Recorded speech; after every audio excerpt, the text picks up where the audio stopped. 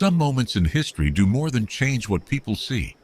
They change what people believe is possible. On the Sea of Galilee, one night would force a group of experienced fishermen to confront a question they could never have imagined asking. Who is Jesus? Welcome to Bible History Uncovered. There are moments in history when a single event forces an entire generation to reconsider what it thought it knew. For the disciples of Jesus, one of those moments came on a dark night upon the Sea of Galilee. They knew the water. They knew the wind. They knew how quickly the calm surface of the lake could become deadly. These were not inexperienced travelers caught in an unfamiliar storm. Among them were fishermen who had spent much of their lives on these waters, men who understood the changing conditions of the lake and knew that a sudden storm could turn an ordinary crossing into a fight for survival. And yet, that night, the storm became stronger than their experience. The waves crashed against the boat, water poured inside, and the wind stripped away their confidence. Somewhere in the darkness, while seasoned fishermen fought to keep the boat alive, Jesus was asleep, but then he stood, and with a few words, everything changed. The wind stopped, the waves became still, and the men inside that boat were left facing a question far more terrifying than the storm itself. Who then is this? That question lies at the heart of the miracles of Jesus. The Gospels do not present his miracles merely as displays of supernatural power. They present them as signs, events that point beyond themselves towards something greater. A storm becomes a revelation. A handful of bread becomes a revelation. Water becomes wine. The impossible becomes possible. And with every sign, the same question grows louder. Who is Jesus really? To understand why these events carried such enormous significance, we have to enter the world in which they happened. The first century was a world in which human beings lived much closer to the forces of nature than most people do today. There were no satellites watching the weather, no modern forecasts warning fishermen of approaching storms, no engines powerful enough to guarantee that a small boat could simply outrun dangerous conditions, and no emergency services waiting along the shoreline. For ordinary families, nature was not something observed from a safe distance. It was part of survival itself. Rain meant crops. Crops meant food. Food meant life. The sea meant fish, and fish meant income. The seasons determined the rhythm of communities, and the success or failure of a harvest could determine whether a family entered the next season with enough resources to survive. When nature became hostile, people were forced to confront the limits of human control. This was especially true around the Sea of Galilee, a body of water surrounded by hills and deeply connected to the economic and social life of the region.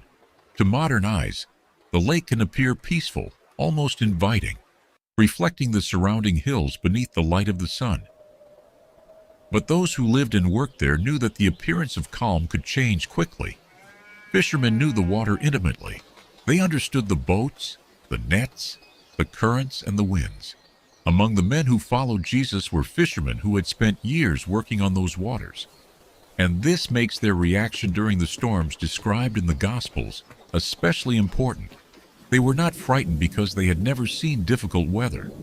They were frightened because they knew what they were facing. Their experience had reached its limit, and it was precisely at that boundary that the authority of Jesus became visible. The sea also carried a meaning far deeper than geography. Within the biblical imagination, the waters belonged to the Creator. The Hebrew Scriptures repeatedly presented God as the one who created the heavens and the earth, established the boundaries of the waters, and remained sovereign over the forces of creation. The sea could represent danger, uncertainty, and forces beyond human control, but it never existed outside the authority of God. The wind did not possess independent power. The waters did not exist as a rival kingdom. Creation belonged to its Creator. This background would have shaped the way the disciples understood what they were witnessing. When they saw Jesus calm a storm, they were not simply watching an extraordinary natural event. They were watching a man exercise authority in a realm that Scripture associated with the sovereignty of God. That is why the miracles involving nature carry such theological weight. The question is not merely whether something supernatural happened. The question is what kind of person possesses the authority to command what human beings cannot command.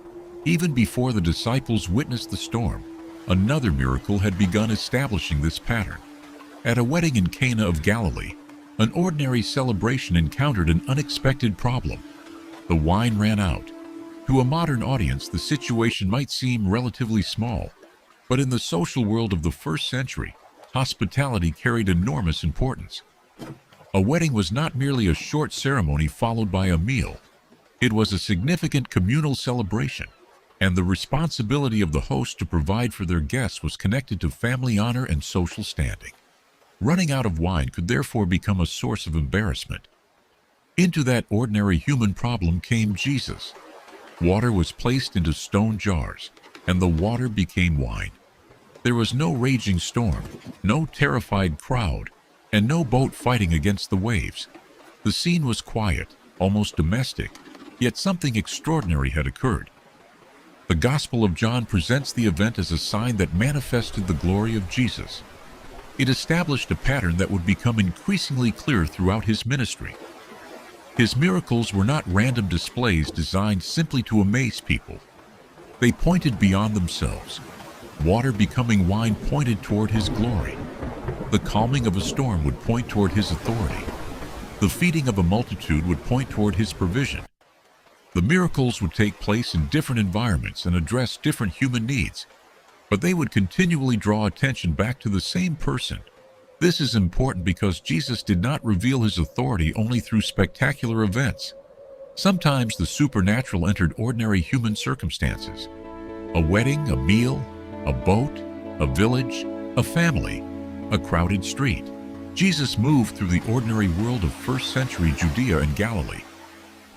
And within those ordinary settings, extraordinary things happened. He did not remain distant from the lives of ordinary people.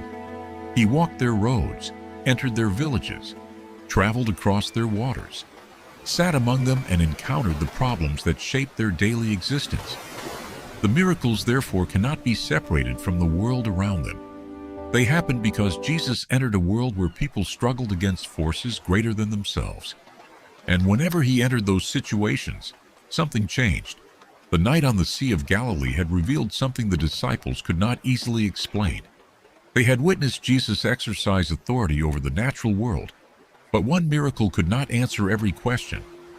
If his authority extended beyond the limits of human control, then another question became unavoidable.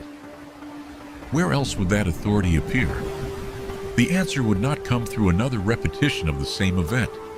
It would emerge through different circumstances, different human needs, and different kinds of impossibility.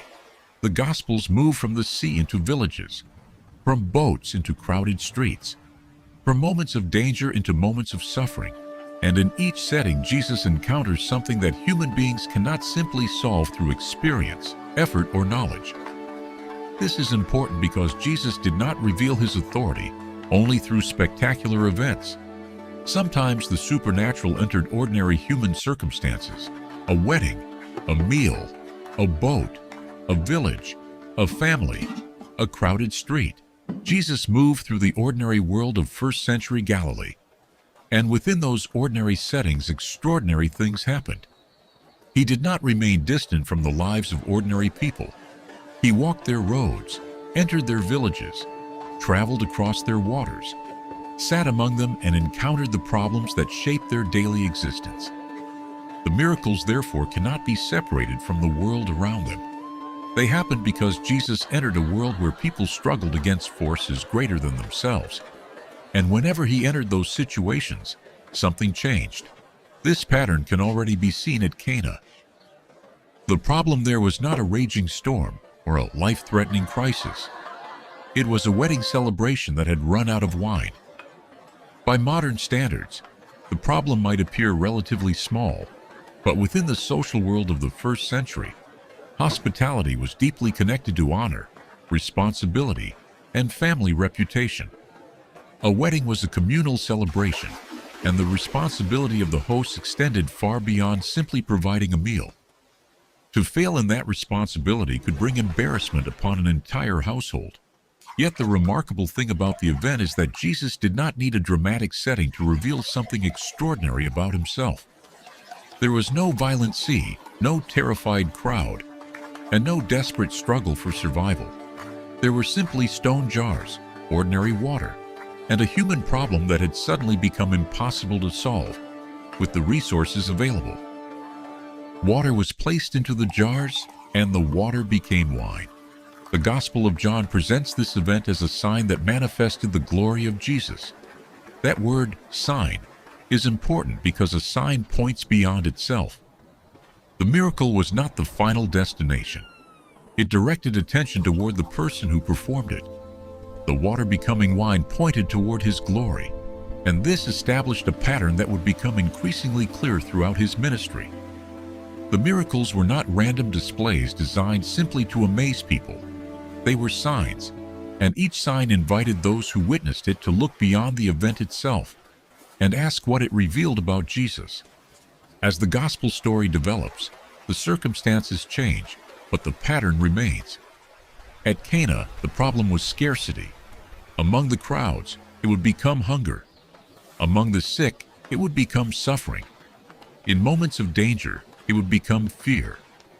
In the most difficult encounters, the problem would become grief and death. The miracles do not repeat themselves because human need does not repeat itself. A storm is not hunger. Hunger is not sickness. Sickness is not grief. Grief is not death. Yet Jesus enters each of these circumstances. This gives the miracles a human dimension that can easily be overlooked. It is possible to focus so intensely on the supernatural event that we forget the person standing in front of Jesus. But the gospel writers repeatedly place the miracle beside a human need. Someone is hungry, someone is afraid, someone is sick, someone is grieving. Someone has reached the end of what human strength can accomplish. And Jesus enters that situation. This is why the miracles cannot be separated from compassion. Authority without compassion would produce a very different portrait of Jesus. A person could possess enormous power and remain distant from human suffering, but the Gospels repeatedly place power and compassion together. Jesus sees the hungry crowd. He sees the frightened disciples. He sees the sick. He sees the grieving. He sees the isolated. And he responds. His authority is never presented as power for its own sake. It is repeatedly connected to people and to the circumstances in which they live. This becomes particularly important when we consider the world in which these miracles occurred. The people who came to Jesus did not live with the protections and technologies that separate modern society from many of the dangers of the natural world. There were no modern hospitals capable of treating every illness, no emergency services waiting for a crisis, and no technology capable of immediately solving the problems created by weather, hunger, or disease. A bad harvest could affect an entire household. A serious illness could alter the future of a family. A lack of food could become a genuine crisis. A storm could become a matter of life and death. People lived much closer to vulnerability, and when Jesus entered their world, he entered a world where many of the problems they faced remained immediate, physical, and deeply personal. This makes his actions even more significant. The miracles did not occur in an abstract world where human beings had already solved most of their problems. They occurred among people who knew what it meant to reach the limits of their resources. They knew what hunger felt like. They knew what sickness could do. They knew what fear could become. They knew how quickly ordinary circumstances could turn into crises. And again, Jesus appears at precisely that boundary, where human ability reaches its limit and something beyond human ability becomes necessary. This pattern can be seen in the feeding of the multitude. A great crowd had gathered around Jesus, and as the day continued, the practical problem became impossible to ignore. The people were hungry. The disciples looked at the crowd and saw a problem of numbers. Too many people and too little food. Their calculation was reasonable. Their resources were insufficient. They knew what they had. They could see how many people needed to be fed, and the numbers did not work. Yet Jesus did not begin with what they lacked. He began with what they had. A small amount of food was placed in his hands, and what seemed inadequate became enough for the multitude. The people ate, and there was more remaining than the disciples had expected. The significance of the event was not simply that a hungry crowd received food. It revealed another dimension of Jesus' authority. He did not merely confront danger, he responded to human need. He did not treat the crowd as a mathematical problem. He saw people. Hungry people, tired people. People who had followed him into a remote place because they wanted to hear him. The miracle therefore joins authority with compassion. Power and mercy appear together, and the sign once again directs attention beyond itself toward the person at the center of the event. Then the sea appears again. But the story changes. This time, the point is not to repeat the night when the disciples feared for their lives. Instead, the gospel presents another encounter that forces them to reconsider what they believe is possible. Night has fallen over the Sea of Galilee. The disciples are separated from Jesus, and the distance between them appears impossible to cross. As they struggle across the water, they see something moving toward them in the darkness. At first, they cannot understand what they are seeing. A figure is approaching across the surface of the water, not traveling in a boat and not swimming through the waves. Then they recognize him. It is Jesus. The sea that had once represented danger and uncertainty is now beneath his feet. The waters that had seemed capable of stopping the disciples do not stop him, and the scene becomes even more significant when Peter asks to come to him. Jesus calls him, and Peter steps beyond the safety of the boat. For a moment, something impossible becomes possible beneath his feet. Peter walks toward Jesus, but then his attention shifts. He sees the wind. He feels the instability around him. Fear begins to replace focus, and he starts to sink. He cries out, and Jesus reaches for him. The moment reveals two things at once. It reveals the authority of Jesus, but it also reveals the weakness of Peter. Peter is courageous enough to step out of the boat, yet he is not immune to fear. He believes, but his attention can shift. He takes a step of faith, then becomes overwhelmed by what surrounds him. When he begins to sink, Jesus reaches for him. The miracle therefore becomes more than a demonstration of power. It becomes a revelation of the human heart. Peter's greatest problem in that moment is not simply the water beneath his feet. It is where his attention is gone. The disciples themselves are important to this story, because the gospel writers do not present them as flawless heroes who immediately understand everything they witness. They misunderstand. They become afraid. They hesitate. They make mistakes. They ask questions. They need time to learn. Their understanding of Jesus develops gradually through experience. At first, they know him as a teacher. Then they see him as a healer. They hear him speak with unusual authority. They watch him interact with people in ways that challenge their expectations. They witness miracles. They see him command nature. They see him walk upon the water. They see him provide food for thousands. And with every event, the categories they previously used to understand him become less adequate. This is why the question, "Who is this?" becomes so powerful. Notice what the disciples do not ask. They do not simply ask, "How did he do that?" They ask who he is. That is a question of identity, and identity is more important than technique. If a person performs an extraordinary action, we can ask how the action occurred. But if that action reveals something about who the person is, then the question becomes much larger. The miracles are therefore not merely events. They are evidence within a larger story. They point, they reveal, and they invite interpretation. This is precisely why the language of signs matters. A sign points beyond itself. If you see a sign pointing toward a city, you do not stop at the sign and declare that you have reached your destination. You follow the direction. The miracle works in a similar way. Cana points beyond Cana. The feeding points beyond the food. The sea points beyond the water. The healing points beyond the restored body. The sign demands that we look beyond the event toward the person it reveals, Jesus. And once we begin to see the miracles in this way, another pattern becomes visible. Jesus does not simply confront destructive forces. He also provides. He does not simply stop danger. He responds to need. He does not simply demonstrate authority. He uses that authority within the lives of ordinary people. The miracles therefore become a mosaic, and every piece contributes something to the larger picture. To understand why these signs carried such weight, we also have to return to the biblical story behind them. Scripture presents creation as belonging to God. The heavens, the earth, the waters, the land, and everything within creation are not independent powers competing with their Creator. They belong to Him. The sea belongs to Him. The wind belongs to Him. The land belongs to Him. The natural world is not outside His sovereignty. This background would have shaped the way Jewish people understood extraordinary events involving nature.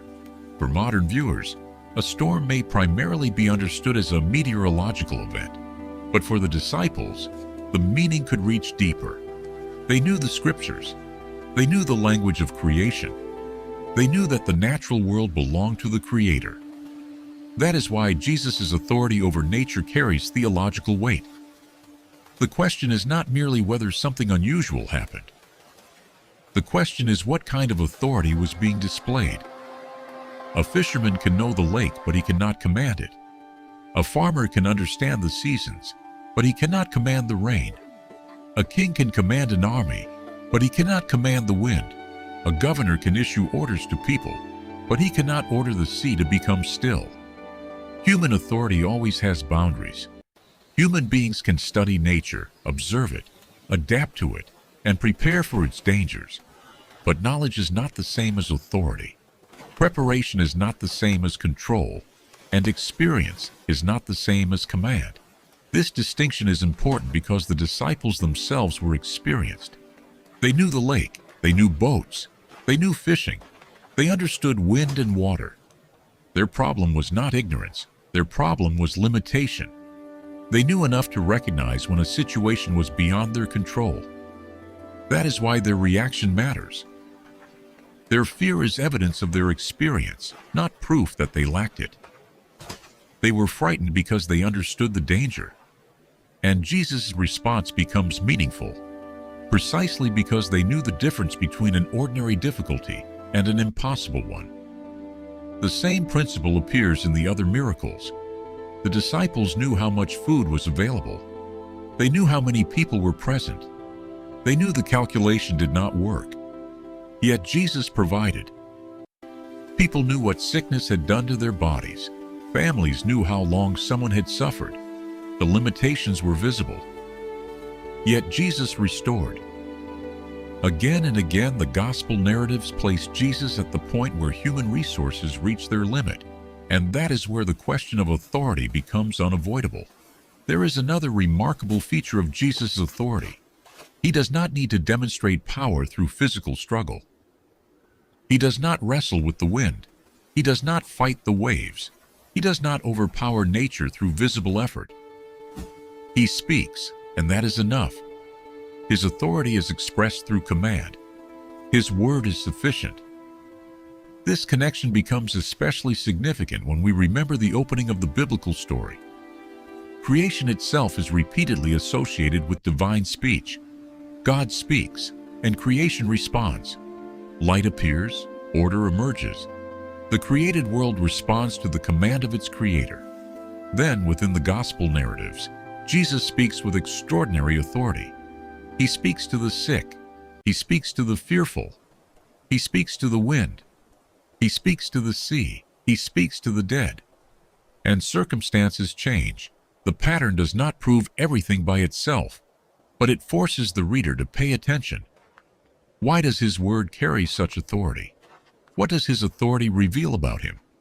And why do the gospel writers repeatedly place these events in front of the disciples? Because they are not simply telling us what happened. They are showing the disciples and the audience how to interpret what happened. The miracles become a mosaic. One piece alone may leave questions unanswered, but as the pieces accumulate, a larger image begins to emerge. Cana, the sea, the multitude, the sick, the impossible, the ordinary, the extraordinary. Again and again, the same person stands at the center: Jesus. The pattern becomes increasingly difficult to ignore. And yet, we still need to understand why it would be incomplete to describe Jesus simply as a miracle worker. The phrase is not entirely wrong, but it is not enough.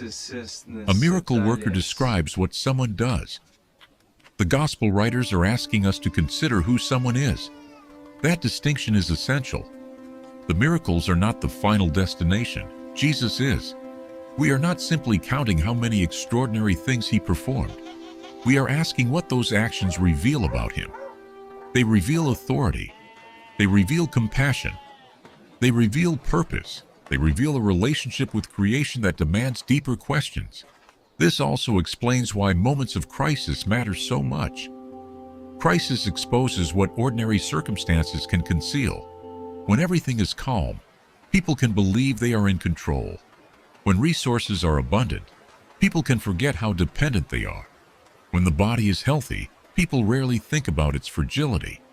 When the road is safe, people rarely think about how quickly circumstances can change. But crisis removes the illusion. It exposes the boundary. And that is where the disciples repeatedly encountered Jesus. The crisis did not create his authority. It revealed it. Jesus did not become powerful because a storm appeared. The storm simply revealed something about him that the disciples had not yet understood. The same principle applies to the other miracles. The crowd did not create his ability to provide. Hunger revealed it. Sickness did not create his authority. Sickness revealed it. The impossible circumstance did not create his power. It revealed it. The miracles are therefore moments of revelation. They pull back the curtain and allow the disciples to see something that was already true. And perhaps this is why the question, "Who is this?" is so powerful. It is not a question that can be answered by one sentence detached from the story. It must be followed through the story. Every sign adds another piece. Every encounter adds another dimension. Every miracle raises the stakes. The question becomes larger because the evidence becomes larger. If Jesus possesses authority over creation, then what does that tell us about his identity? If his authority is repeatedly accompanied by compassion, what does that tell us about his character? If his miracles point beyond themselves, what do they point toward? And if the signs consistently direct attention toward Jesus, then perhaps the central question of the gospel is not simply, "What miracle happened?" Perhaps the deeper question is, who is the man standing at the center of all these miracles? The answer also changes how we understand faith. Faith is not pretending that storms are not frightening. The disciples were afraid. Peter was afraid. People facing sickness were afraid. Families facing loss were afraid. The gospel writers do not hide these emotions. Faith does not require people to deny reality. The storm is real. The hunger is real. The sickness is real. The grief is real. Fear is real. But the presence of Jesus changes the meaning of the situation. The disciples learn that danger can be real without becoming ultimate. They learn that fear can be real without having the final word. They learn that human weakness can be real without determining the final outcome. And this becomes one of the deepest patterns in the gospel story. Jesus does not always remove the crisis before his followers encounter it. Sometimes he enters the crisis with them. Sometimes he meets them inside it. Sometimes he changes the circumstances. Sometimes he changes the person experiencing them. And sometimes the miracle is not that the difficulty never existed, but what happens in the presence of Jesus. This is why the gospel story cannot be reduced to a promise of a comfortable life. The disciples did not receive one. They encountered storms. They encountered opposition. They encountered imprisonment. They encountered suffering. They encountered death, but they also encountered Jesus. The central question therefore becomes not whether storms exist, but who possesses final authority when they arrive. The miracles repeatedly point toward the same answer: Jesus. Yet even that answer must be understood carefully, because the miracles are not simply meant to make Jesus appear impressive. They are signs. They point toward identity. Identity points toward authority. Authority points toward purpose, and purpose points toward the larger mission of Jesus. The miracle is therefore a doorway. It invites us through.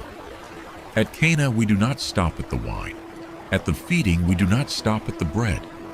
At the sea, we do not stop at the water. At the healing, we do not stop at the restored body. We ask what each event reveals, and as the pieces come together, the portrait becomes clearer. Jesus is not merely someone who performs unusual actions. He is the person around whom the signs are organized.